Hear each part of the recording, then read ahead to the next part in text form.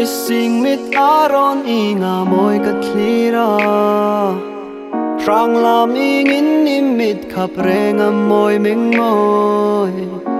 Pui thami sak mel trale sak rung moy na hi Sung ding shim ngay lâu ingin in nuôi lem si chân Gat thi cây đi Phải nít thi rước mò lâu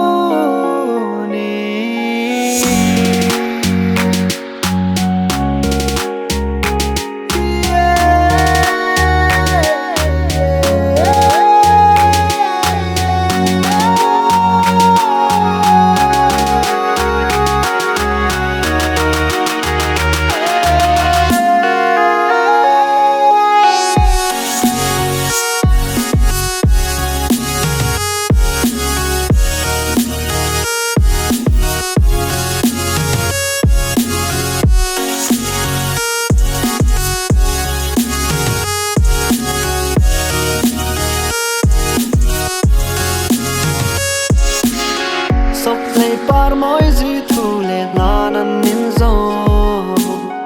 Cả dòng phèl rú ya tu hình chú cất tông ta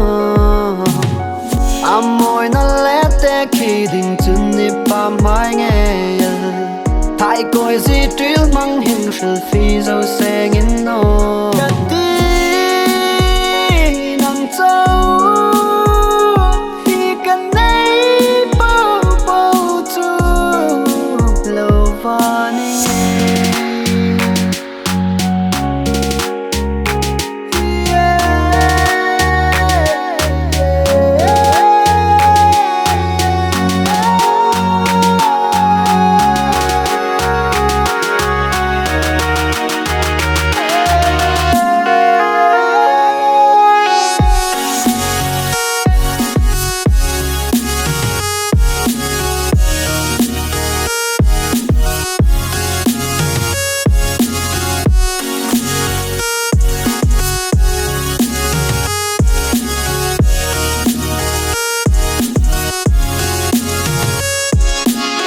Pasit lep ingin in run môi dâu no xin không